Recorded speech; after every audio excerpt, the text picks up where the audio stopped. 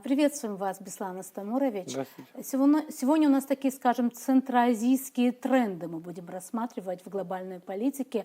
Так можно, по крайней мере, обозначить то, что происходит в последнее время. Пожалуй, начнем с того, что Азербайджан как будто бы становится, это такая важная южнокавказская страна, и вдруг она заявляет о себе и в политике, и в геополитике Центральной Азии. Вот могли бы вы это все прокомментировать? Да, Азербайджан становится игроком так регионального, может быть, даже большего масштаба, так как вот последнее событие, да, что Азербайджан в лице его лидера включен в совет консультационный совет глав центральноазиатских стран. Если, кстати, последняя вот эта встреча, консультационный совет, состоялся вот 2 дня тому назад, он был юбилейным, 10 лет это консультационный совет существует, туда 3 года как Азербайджан входил в качестве приглашенного члена, приглашенной стороны, но на этот раз он был включен в этот состав. Теперь Азербайджан становится, в общем-то, единым, вот таким единым, скажем, политическом пространстве, геоэкономическом пространстве с Центральной Европой, Центральной Азией, становится вот участником вот этих всех глобальных проектов. И понятно, что Центральная Азия заинтересована в Азербайджане, так как она является как раз регионом, где разветвляется потом уже тот серединный путь, серединный коридор, который идет с Китая, и вот этот шелковый путь, который, в общем, он становится основным транспортным коридором через Зангезур сейчас, который будет в 2007 году, как проект существует.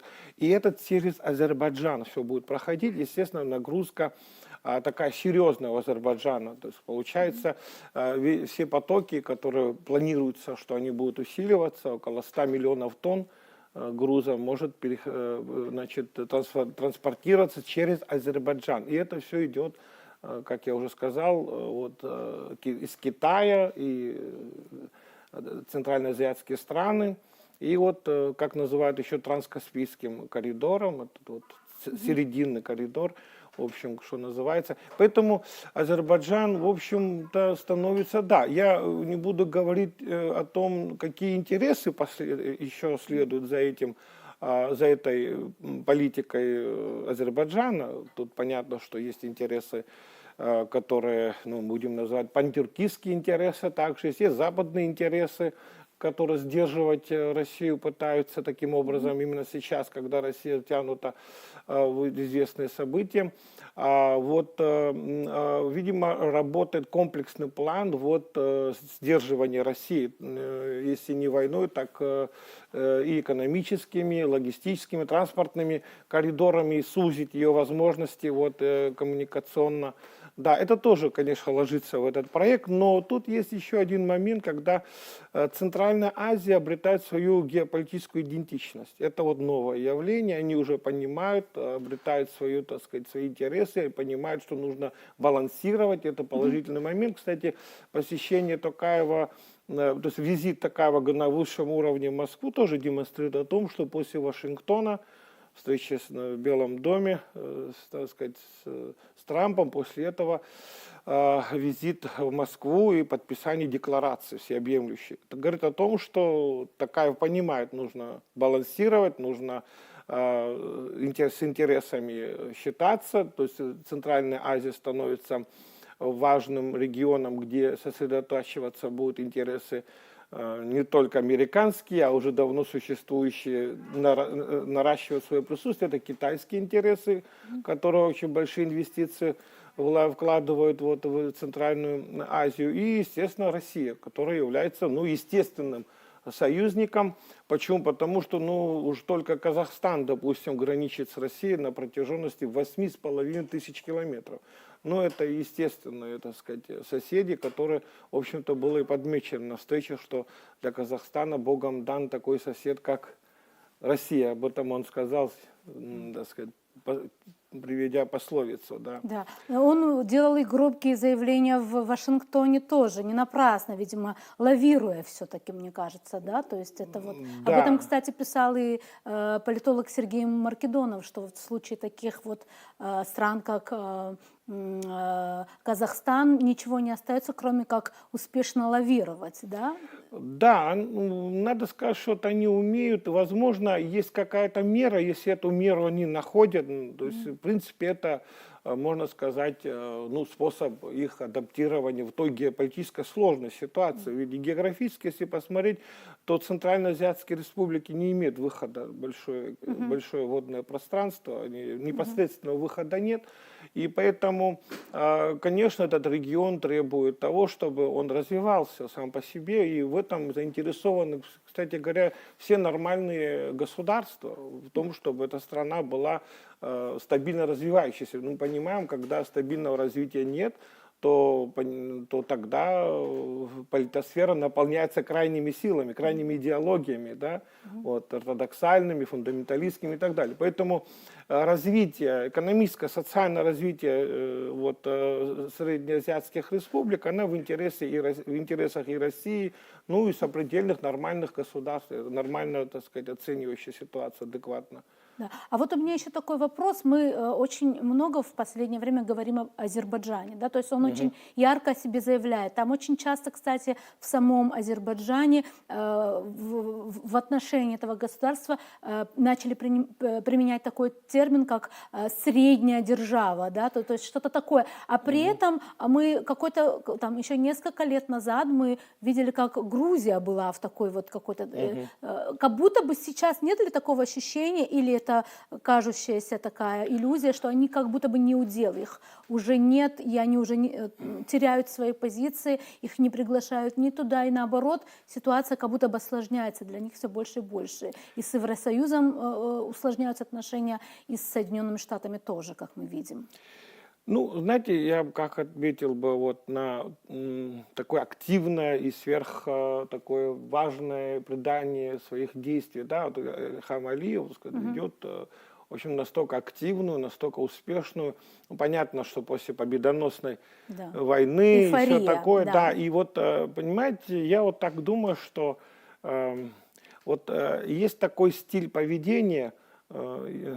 Ну, есть разделяй и властвуй, есть один момент, да, вот, так сказать, легитимирование себя или сохранение власти, разделяй и властвуй, а есть еще второй принцип, ошеломляй и властвуй. То есть удивляй и властвуй. То есть это, в принципе... Вот он идет по второму, да, пути? Да, вот, скорее всего, вот это символизмы, вот, знаете, вот такое...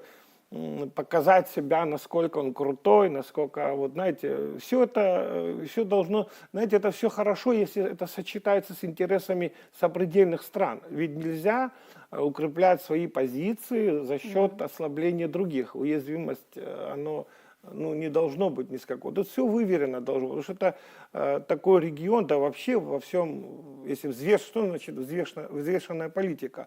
Это тогда, когда все соизмеряется. И не только потому, что нужно рейтинг у себя поднять. Вот всем известно, что Эрдоган тоже, вот эта идея пантюркизма, она появилась тогда, когда рейтинг Эрдогана, в общем-то, понижается в стране. Вот когда кризисы в стране, социально-экономические, инфляция, безработица, все это, а нужно чем-то ошеломить, вот чем-то удивить, чем-то вот отвлечь. И вот этот принцип ошеломляй властвуй, в принципе, вот это вот и работает, может, поведение, вот в действиях видно оно.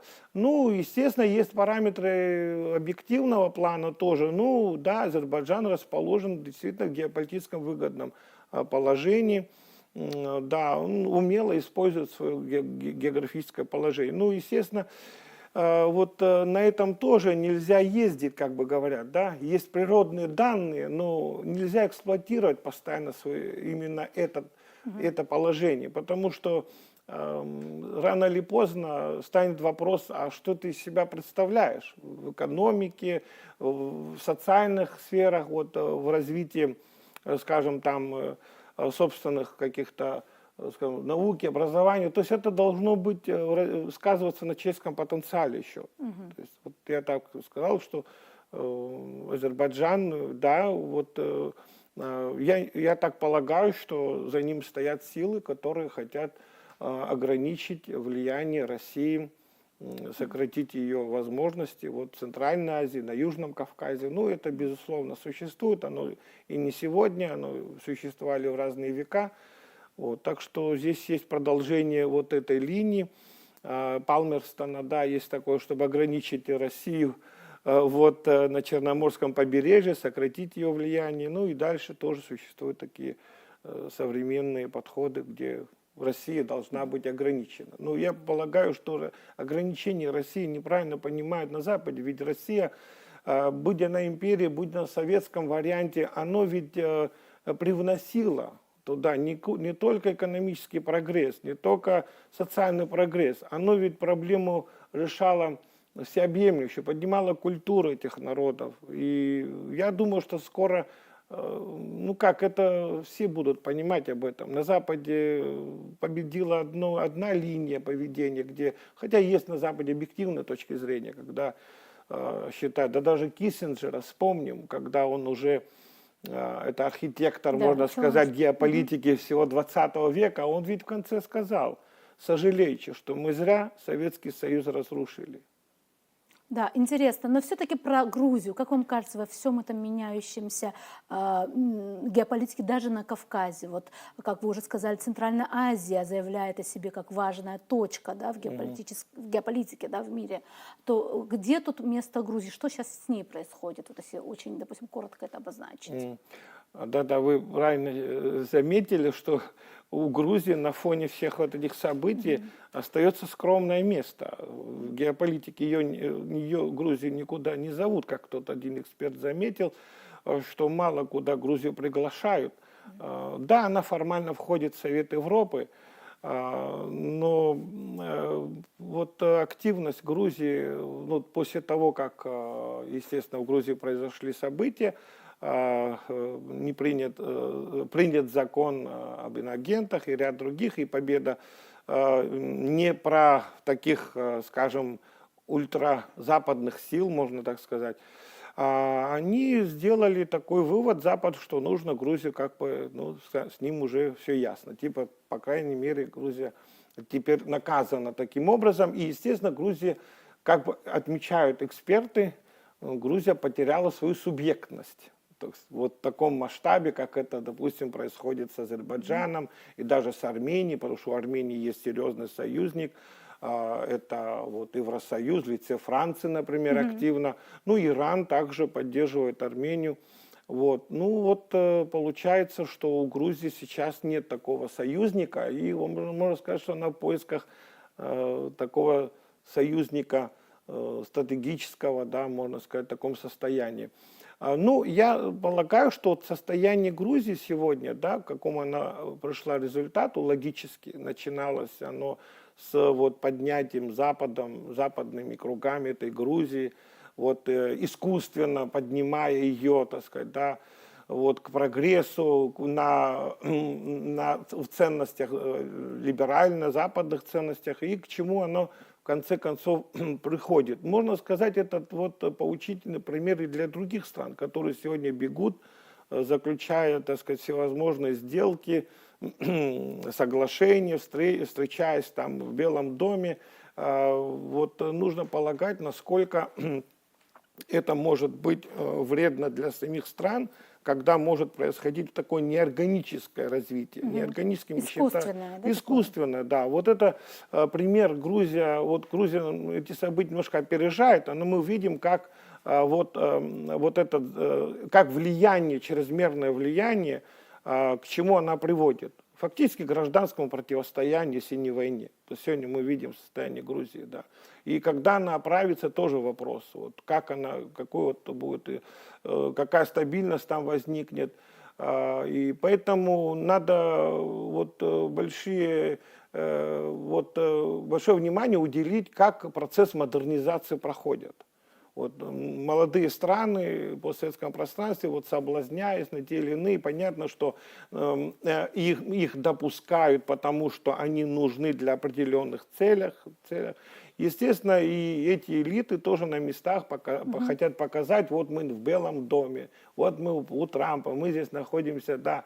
Ну, когда бы они еще там побывали. Не буду сейчас я такими словами говорить, но тем не менее, вот нужно отдавать отчет, и за все надо будет расплачиваться.